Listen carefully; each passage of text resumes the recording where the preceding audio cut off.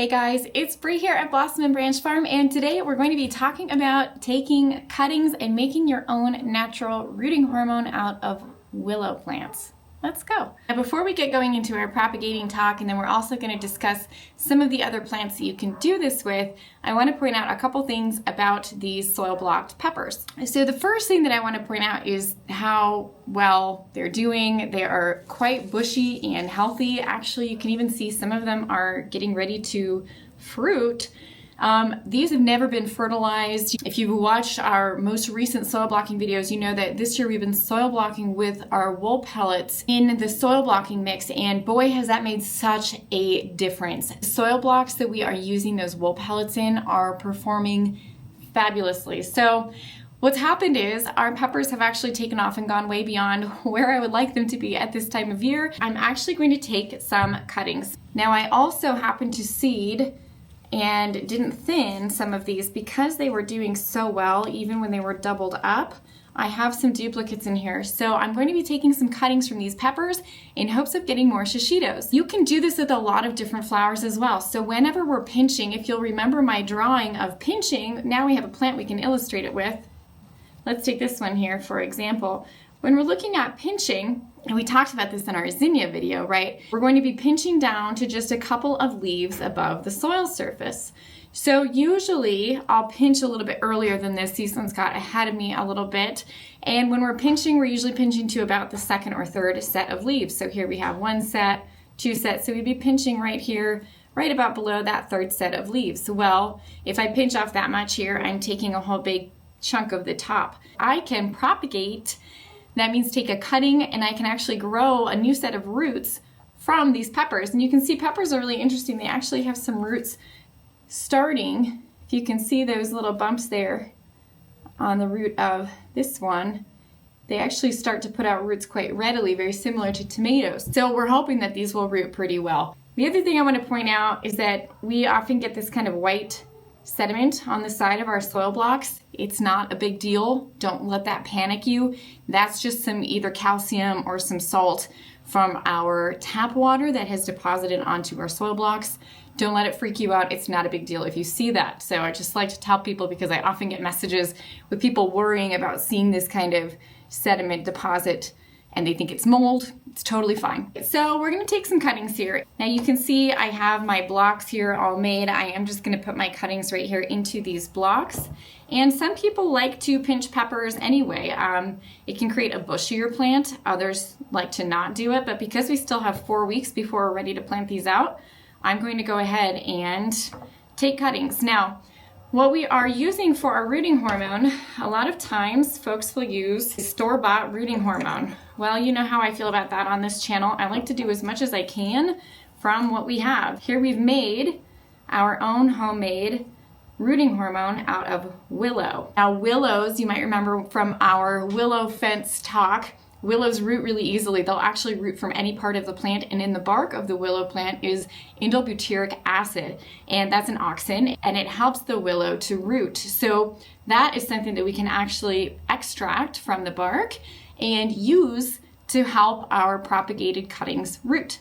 So this process was very simple. I've taken some cuttings of the ends of our willow. This was off of our peach leaf willow, and you can see these are the ends.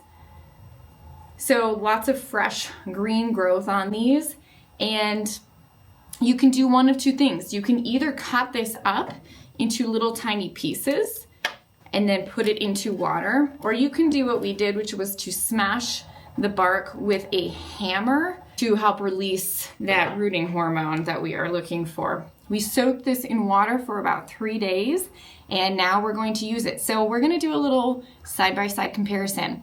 Half of our peppers we are going to propagate and root using the willow. The other half we are going to do just using water, and we're going to do a comparison to see which one really works. So let's get propagating. So when we're taking cuttings, what I'm going to be doing is I'm going to be making sure that I leave enough leaves. So I'm going to go ahead and take one here, and I'm going to be cutting just below a leaf node. So you can see here that I'm cutting right below a leaf node. And then we're also going to be removing some of these leaves. So I'm going to be removing some of these side leaves here. Boop, boop. We want to take these off because the more leaves we leave on, the harder the plant has to work to get water to all of them. And we want the plant to be putting energy into creating the roots. So we don't want to take all of them off. I'm going to leave the ones at the top on there. In fact, I could probably take one more off. So this is what I have left here. And now I'm going to dip the end in my willow rooting hormone. The other thing I'm going to do is I'm going to pre-make my little hole for my cutting to go into. I'm not rubbing off all of that good willow juice as I stick it into the hole. There's already a pre-drilled hole. Okay, so here we go. We have our cutting. We're going to dip it into our willow extract and pop it in to our pre-made hole. And then I'm going to also fill in a little bit just around the stem to make sure it's covered. All right, there we go. We're going to repeat this with all of our cuttings.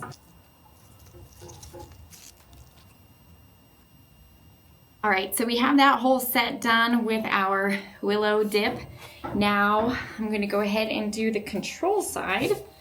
So this one, we are not going to dip in the willow. We're just going to leave it alone and just hop them in. So we'll have a bit of a control here. The other thing that I am going to be doing here is I'm going to be watering with the willow extract on the ones that I treated with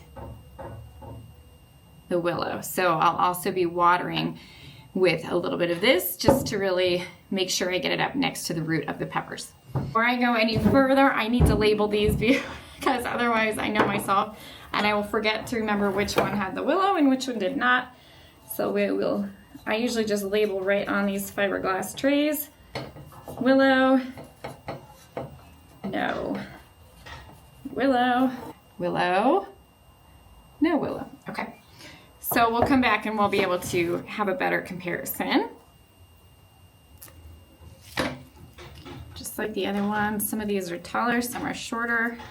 All right, so as I'm doing this, let's talk about some of the other flowers specifically that you can do this with. So because we take a lot of pinchings at the farm, it can be a really great way to increase our stock of seedlings. So because we start seedlings in a small greenhouse or inside like we are this year, it can be a really nice way to increase your stock of plants. Some of the other ones that you can take cuttings from include snapdragons. You can do this with sweet peas. You can do this with zinnias. You've successfully done this with dahlias. So when we pinch our dahlias, we pinch it about that third leaf set again, and then you can propagate those cuttings. And who doesn't want more dahlias?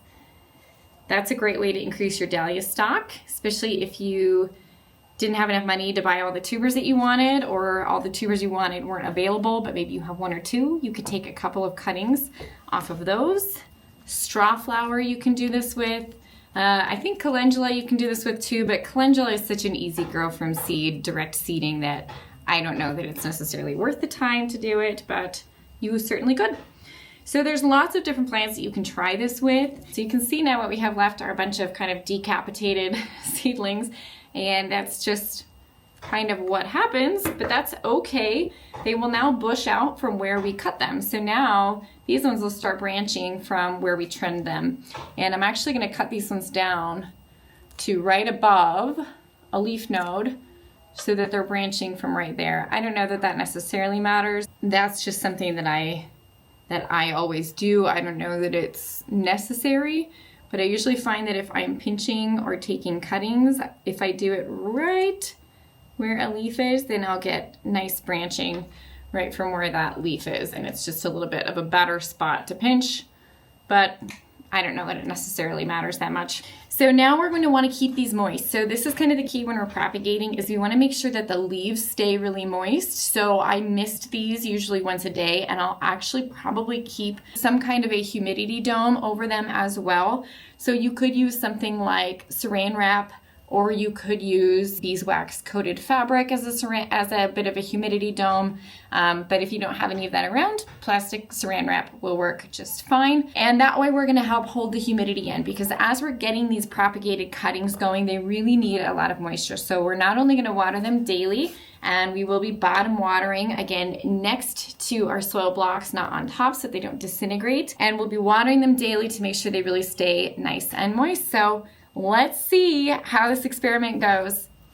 I'm excited to see how it goes because I, for one, neither like having to buy synthetic rooting hormone. I just don't like to spend money whenever I can, and willows are pretty abundant, and you really don't need much to make this natural willow rooting hormone. This was really just maybe 5 twigs worth. It really wasn't very much. So, and it made quite a bit, as you can see. All right, I'm gonna grab my little dropper and we're gonna start watering these in with it. Okay, so the last thing I'm gonna do is I'm gonna take my little dropper and I'm going to go ahead and water in these ones. Let's make sure it's the right ones. Willow, okay. And we're gonna go ahead and water. I'm just gonna drop some right up next to where the stems are, just to really make sure that the area around these cuttings is nice and saturated with that willow rooting hormone. And we'll see how these take. We should actually know pretty shortly, within a week or so, how they're rooting. And so after that, we'll be checking in. We'll let you know how it's going. But I want to hear down below if you've ever tried this and whether you think it's going to work or make a difference or not.